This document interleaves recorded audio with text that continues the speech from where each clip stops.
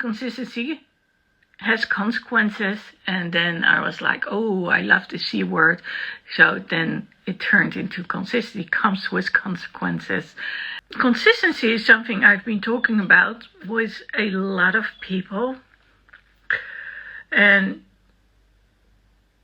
you know, I talked about discipline before. And I asked the question, is discipline a dirty word? And then a lot of people actually came to me and they actually said it live too. They said what they like about me is my consistency to keep doing stuff. And of course that is related to discipline too. And you know, if there's one thing that I've learned over the years, that's the importance of being consistent over and over and over again. And especially when it comes to being live, getting out there, getting a message across, that's not always that easy. So for over a decade, I've been a coach and a therapist. Way longer, I've been a trainer as well. And when videos started to pop up, I remember that I was getting training from a guy called Ilko de Boer. And it's kind of funny because Ilko de Boer is very Dutch. And I don't think he ever understood why I was talking in English. But now he's doing the same thing. So kudos for him. And he has always been magnificent in doing all the stuff online. So I believe that he was one of the early adopters of going online. So I'm still using a Dutch mail program, not the mail as in male and female, but mail as in post. And so, and there are still a number of other things that I'm still doing related to him. And again, because he was one of the early adopters. And I remember that he challenged us to go in front of the camera. And it's actually there, it's here. And I'm not sure if it's on this channel, but it's on one of my channels. And I remember sitting in the garden and recording it. But back then I didn't use this kind of telephone. I mean, I used I think I used one of my Olympic cameras. So you couldn't actually see what was going on because we didn't have those screens which you could, you know, you could twist and turn the screens. Nowadays with vlog cameras, and I mean nowadays we have the turn vlog camera. We have that, but back then we didn't. So it was a whole different story. You know, I had to record myself. Oh yes, I'm in the right angle. Okay, and then I could do it again. Sometimes I would do it inside the house and I would have like these A4 sized papers, which I would stick on the closet. You know, I've been watching Brandon Burchard, and Brandon Burchard, at some point he had this huge whiteboard screen. And he said how amazing it was that he has this huge whiteboard screen. And actually, I have one too. But for some reason, it never got put on the wall. And yeah, I'll be honest, when it comes to consistency, I can have a lot of plans. I can be very impulsive too. But between having a lot of plans and then also doing it, that's a big difference. Anyway, back then, I don't know if it was 2010 or 11 or 12, I did record the videos and again I posted them online, but I didn't follow up on it. So it took me, well, I guess until I actually saw Evan live, Evan Carmichael at Brandon Burchard's live event, until I really started doing something. And then even it took me till I actually became a part of Movement Maker. And so going a little bit back, I went to see Brendon Burchard live, and of course I saw him a number of times online too. I think I've been following him since 2013, so I don't know Brendon because of the personal habits. I know him because of the marketing, and I actually have one of the old DVD sets related to Total Product Blueprint, which was very cool. And you know, once you've seen Brendon Burchard, he's so amazing. He's so funny and, you know, full of energy. So in the last few years, maybe even before Evan Carmichael, I was in this mastermind group, and one of the ladies, her name is Charlotte, she pointed out Frankie. And Frankie is from New Zealand, Frankie Jago, and she teaches how to record videos with your phone. And that was the big difference. So there we went from an Olympic camera where I couldn't see any screen to using the phone and learning how to work with that. So in the beginning, I was there a lot doing stuff with Frankie. And well, nowadays I've been so busy that I still love to be there on the lives with Frankie Jago, but I don't always have the time. But she is the one who taught me how to use the phone in order to record videos. And that's what I started doing. So fast forward back to Evan Carmichael, I became part of Movement Makers. I already started doing videos because of Frankie, but it's because of what he said that I've been doing it more and more consistently, combined with, of course, what Brendon Burchard said. So the difference between, let's say, last September up till now and before was that I would use video primarily for my challenges to go live and also to record trainings. So I have to add a few people to this too. So Roger Love, yes, Love is actually his last name, was someone who, or is someone who is also kind of funny, I have to admit, but he's a voice coach. And he actually trains people how to use their voice. And it's how to capture someone's attention. Like, oh, let's decrease the volume. So we'll see if people actually pay attention. And also, like, hey, we can talk in a high, or we can talk in a very low voice. Or, well, and there are a lot of other variations, but because of the difference, that's when people start to listen. And of course, there's also Pete Vargas, who also got into that component. And yeah, to a degree, they are all linked together. So I've seen more personal trainers along those lines, like Tony Robbins, but Tony Robbins never inspired me to go on video, although I have to say, when I went to, it's actually kind of a funny story. So Tony was in London, I think 2013, which was one of the reasons why I became part of the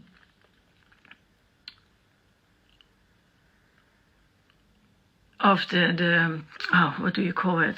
It's so nice to have these foggy moments. It happens to me all the time. If you see me before, you know it happens, and I'll just say it. It's the way it is. The mastermind, that's what I wanted to say. So Tony Robbins, he has this event where you go and you walk on hot coals. And I guess that's the moment that I joined and here, I forget it again. I know it's, the mastermind. I know it starts with master and then it just stops. But I also went to business mastery, which was very enlightening. But when I was there in London for the other event, it was so much fun because, and then it couldn't have been in 2013. It must have been later because in 2014, that's when I couldn't walk anymore. And I was there, then it's probably 2018 or 19. And I used a wheelchair. And I've seen all sorts of sizes of wheelchairs. And I do believe that's when I also recorded some videos. Because in 2018, I decided to change my life. And to throw another name at you, I was visiting Roy Martina. So he's one of those gurus over here in the Netherlands. And, he's international too, by the way. And he's married to this amazing woman. She's called Joy. And she is from Austria, if I'm correct. She speaks German and British. She's amazing. She's a very sweet woman. Very powerful too. And I remember going on tour with my friends who came over from the US. I had been hanging out with them a year before, and they returned. And the year before, I had been watching with astonishment how one of my friends had actually been recording, like, I don't know if it was a sunset or a sunrise, but I remember looking at the time lapses and I was like, what happened? I went to the Academy of Arts, and in that split second that I was watching it, there I was literally in Rotterdam when I was at the Academy of Arts, taking all these pictures. And later on also taking the camera home with me on the train. Well, back then, we're talking about these huge cases. Well, actually, it doesn't fit the screen. It's bigger than that. But I remember those big, really big cases. And then tripods this high, the same cases. I'm not too big. And yeah, I got robbed of my wallet during one of those trips, which of course was an accident waiting to happen. And back in those days, we didn't have cell phones. So my mom knew prior to me that they had taken my wallet because they'd called her. And I believe that by that time I knew I was pickpocketed. But it wasn't that easy to get a hold of someone. Now, my sister lived in Rotterdam. She still does up till this day. And she came to save me because what was I worried about? That I would get on the train and I would get fined, of all things. So, yeah, we're talking about the previous century. And so that's being there in 2017 in that hotel room with a friend. Vero, we talked about this. I was brought back by Lavender, who showed me all this work, and I was like, wow, this is amazing. So the next year, when he came back, a lot had happened, but one of the things was I wanted to be more consistent and especially more professional when it came to videos and recording videos. So I remember taking probably the upgraded version of the Olympus camera with me. Of course, that didn't really work because I still didn't have a screen which could twist and turn and I could see anything. By the way, oh no, that's not true. Actually, I do not now, right now, because I bought this immensely cool camera from Zoom because of those same friends. And you can put the cables from the sound equipment into the camera, and then there are also two acoustic microphones on top. And the most cool thing about it is so you can actually hear the edited sound, which the people hear in the audience, but you can also hear the audience itself. That's why the acoustic microphones are on top of there. But it has the possibility to go up to 140 decibels. Because that's one thing I quickly found out.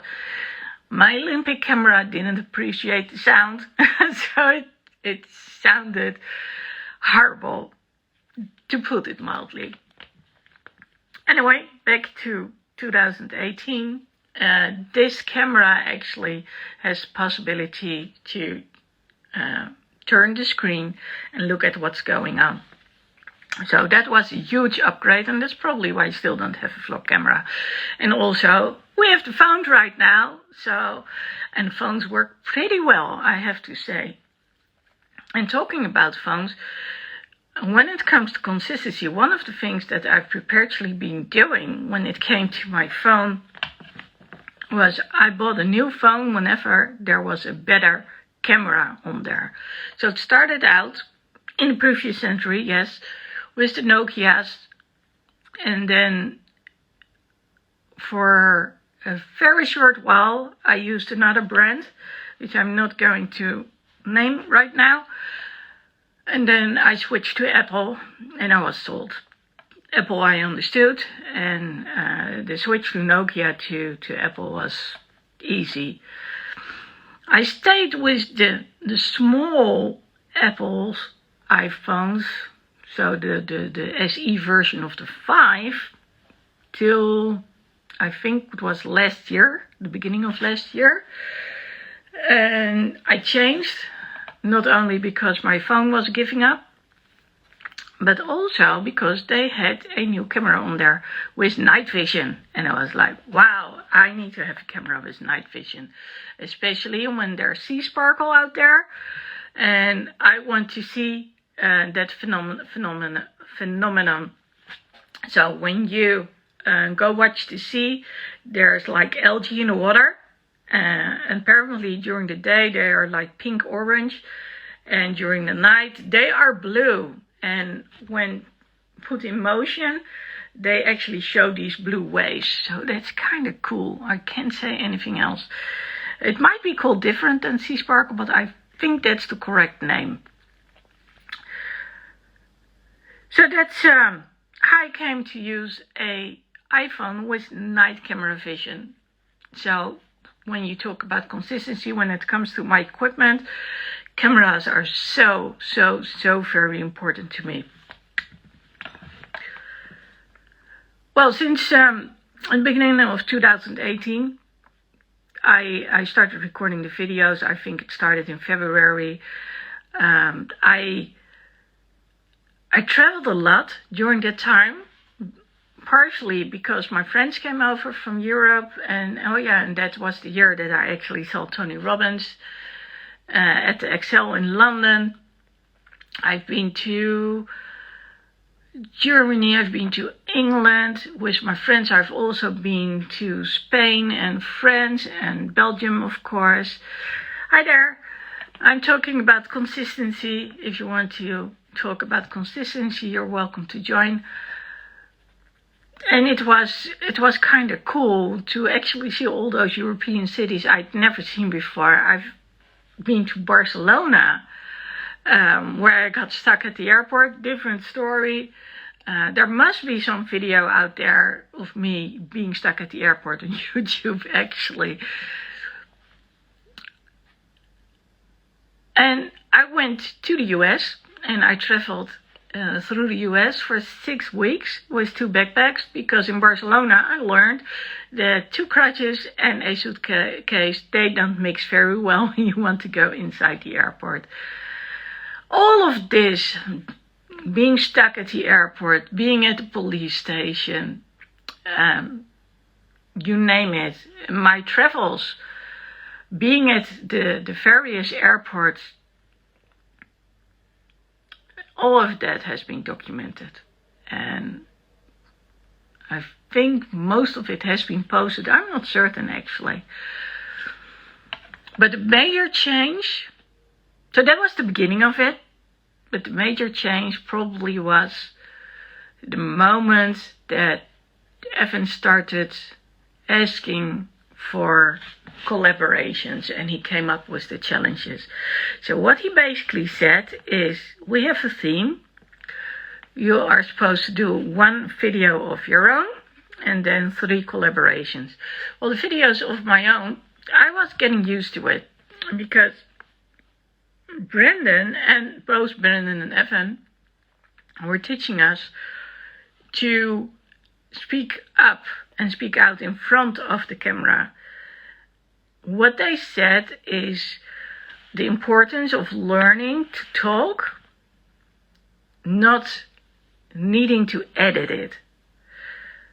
So sometimes when I go on a YouTube live, and especially when there are guests and we totally go off topic, I might do some edits, but I prefer to record videos which I do not edit at all. Well, maybe except for the beginning, you know, the intro and the outro. So recently I learned that when it comes to end cards, that may be a new name for you, but end cards, those are those little thumbnails at the end of the video where you can click on to proceed with another series of the topic you are talking about. So right now I'm talking about consistency. So there's going to be a new series of consistency, both here on Instagram and also on YouTube. What I also learned during that time, and I noticed I have to practice that again, is not to be like, you know, all those little words. And here's the rub. Some say we need to keep those words in there because they share a lot of information about how we are doing and how we are feeling. And then there are those out there who say, no, it's a waste of time and space and you are going to lose people listening to you because you are using those words. I don't know which one is true, but there is a challenge in not using all those little words in there. And when I'm on my own, it's way easier to do so compared to when someone is talking with me and I'm going live with someone. What I also started doing is I already used post-it notes like Brendan does. So I would know, oh, this is what I want to talk about. This is bullet number 1, number 2, number 3. You know, remember what I told you about the A4 size papers, which I would put on the closet? Well, that idea. But now I actually have this, and sometimes I use my iPad, which is behind my iPhone, to read from the screen. But right now I've just printed it. So I want to be prepared, know what I want to talk about, to be able to gather my thoughts when I don't know it anymore. And the first time I started thinking about what do I want to talk about when it comes to a certain topic, that was when, remember that name, Frankie Jago? Well, she challenged us, of course, to record those videos. And I noticed that when I was doing them spontaneously, that I would come up with all those ideas. It was way easier than to think about them in advance. And more importantly, it took me like ages before I would actually start to record something if I were to write down beforehand what I was going to talk about. I have to say, though, that writing it down and not think about it for too long a time. So being spontaneous when it comes to all those things, it really helps. It does really help. Right now, I think I've posted over 300 videos on YouTube. So for those who are curious, Lady Lexi's Life on the Road, that's my YouTube channel.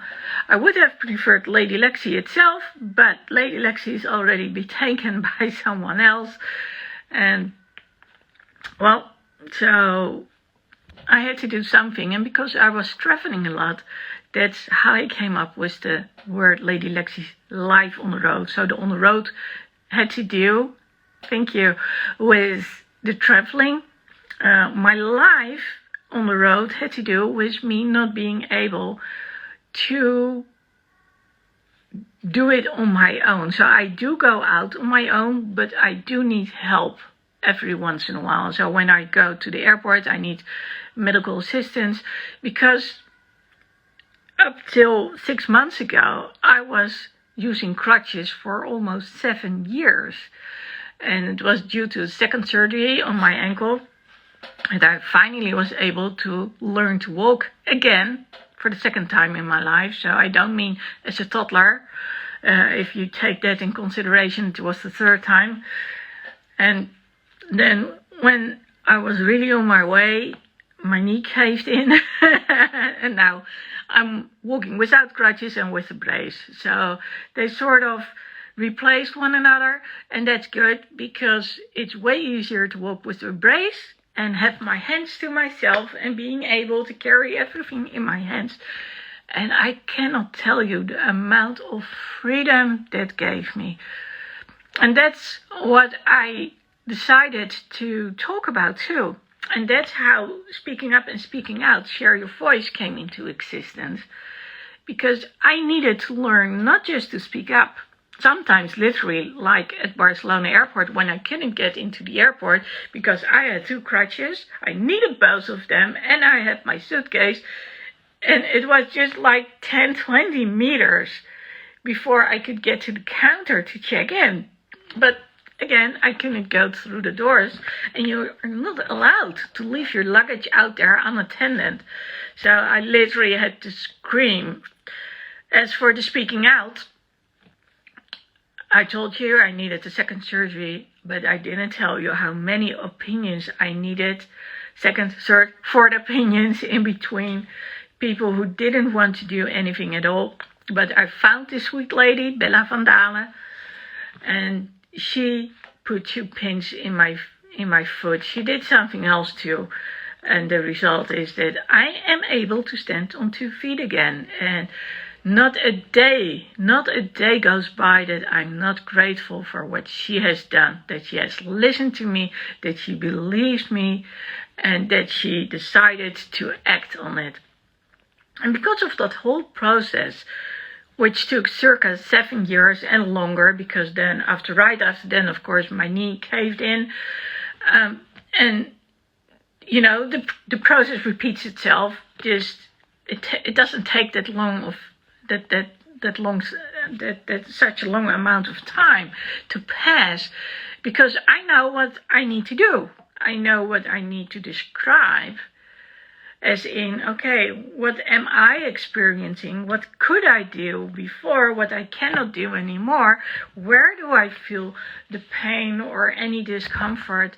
What happened when I was doing it? I took pictures, you know, for straight after the trauma happened. That's what we call it, when something happens to one of your body parts, basically. And so things do go a little bit quicker. And one of my friends who actually works in a hospital, we talked a lot about it. So we have learned to actually go to Google. Yeah, Google is the big savior nowadays. And to actually read what's being posted about the people, if they have any experience with the kinds of surgeries or personal experiences themselves. So for my knee, I ended up with Robert van Dijk. Yeah, if I'm throwing out names out there, I might as well just throw his name out there as well. And he knew what it was like not to be able to work out anymore, and he wanted me to be able to do so, and also no longer need the crutches. So because of him, he gave me the opportunity, by providing me with a brace, soon to be 2 braces, to go out there without my crutches, and I'll be eternally grateful for him too because of that. Well, I guess you got a little bit of an idea how Lady Lexi's Life on the Road came into existence, why I'm so passionate about sharing not just my voice, but also other people's voices.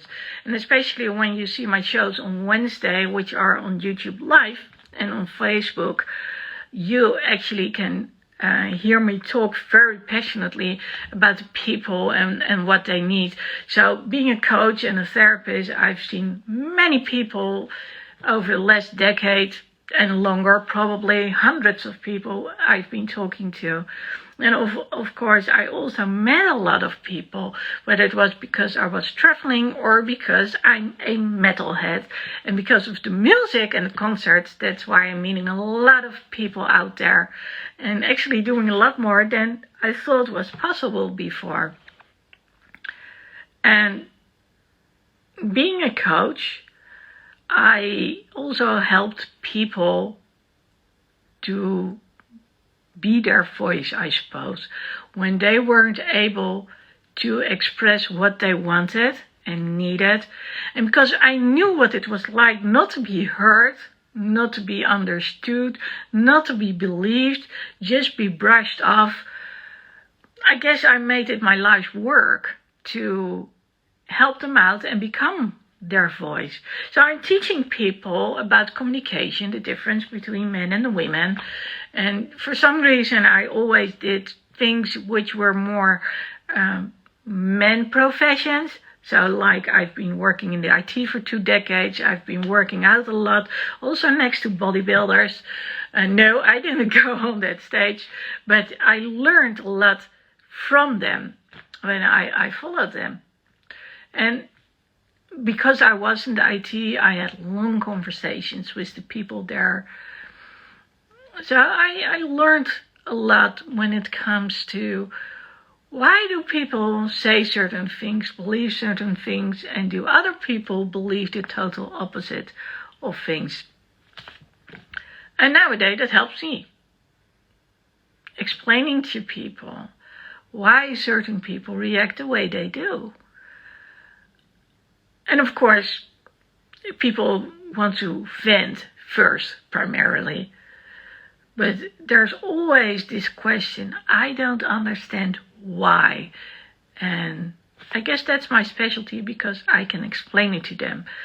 But maybe even more important, when it comes to the ones I'm helping out, supporting the clients, I can explain to others why they can do certain things and why they cannot do certain things. Why, if you come on to them too suddenly, they're like, whoa, you know? Overstimulated is a big word. Structure. You know, I learned about the word inclusion summer last year. And it's actually kind of a funny story. There's this actor called Jason Begay. I started watching Chicago Fire from One Chicago because I lost one of my clients who was experiencing borderline. So she was in between a high where she knew she could do anything, and then there was the doubt, always the doubt, I'm not good enough, what should I do? And because she had had a lot of therapy and training, she knew how to get out of it. But here's the rub, do your surroundings know it too? And do they know what to say? So anyway, she decided to take her own life for good this time. There was no way she would have allowed it to be interrupted, this process. And yeah, I'll say she was very dear to me. And she always have a place in my heart because she was a very sparkling young girl. But being able to understand why people do things they do, why they do not share the things which are important, why I don't know, there's not such a thing as a common standard, I suppose. Just like there's not anything like normalcy. But let's put it this way, for the people who haven't experienced what ADHD is like, what autism is like, what being traumatized is like, just to name a few, they don't know what goes on in the mind of those people. And that's what I'm trying to teach others and tell them. And one of my big dreams is one day I have a lot of parks all over the world, and the tweens, so the young ones who are going from being the young one at home, becoming a student, and then becoming the adolescent and the adult, living on their own, making it on their own in the adult world, to give them a chance to actually get there. And getting back to what I said, it was through watching Chicago Fire. I started binge watching it after my client took her life. From Chicago Fire, we went to Chicago PD. And because, well, you must have known by now, or maybe you didn't just yet, so let me explain it. I like to see things from multiple perspectives. Like I said, that's what I'm explaining to my clients too. Like, okay, so what's going on? Why don't you understand the other person, and why doesn't the other person understand you? Usually it's a two-way street. And Jason Begay played the role, still does, of Sergeant Hank Voight. I would say he's a good cop, but he played the role of a bad guy in the beginning. But then when you see it from the view of Chicago PD, you actually realize it's a good guy doing the wrong things for the right reasons. And he did some horrible things. But he showed perspective, and then I was like, okay, so this is an actor, but what is he like in real life? And, well, then I saw this video, which was about him spreading the word inclusion.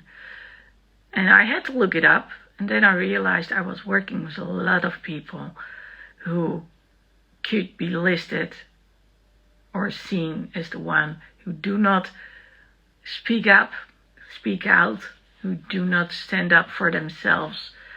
And they are the ones who are sitting on the other table and they do not know how to connect. And also the people who do know not how to connect but still don't know, how to maneuver in this world, those are the people linked to inclusion. And what I didn't share with you was long before I had the problems was my ankle.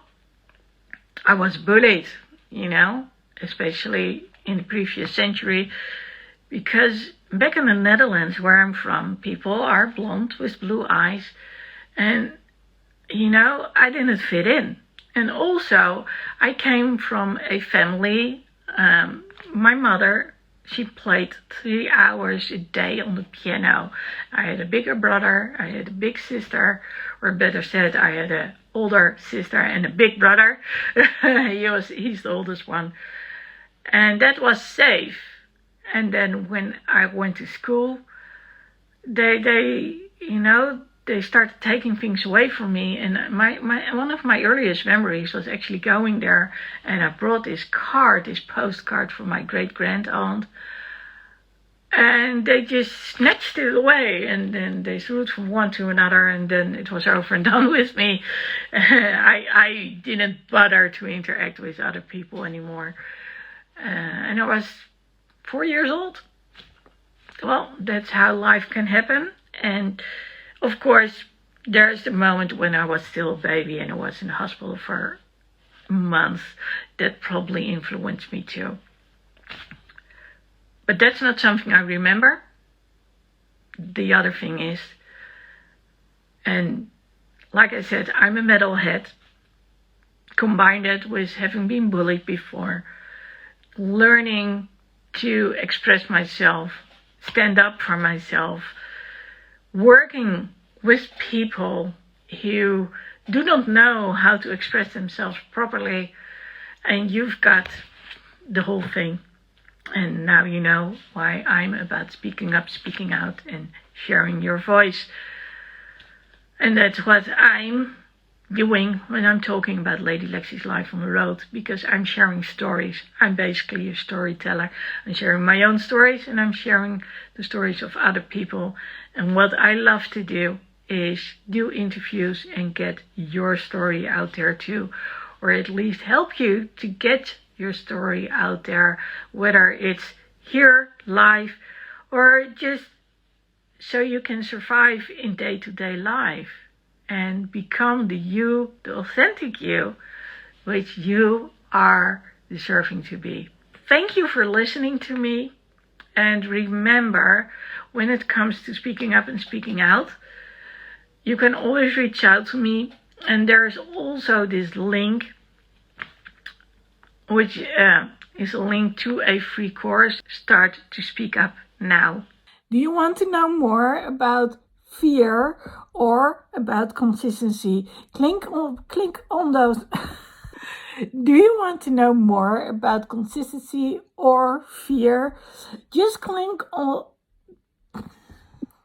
If you want to get the free course from Start to Speak Out Now, then just...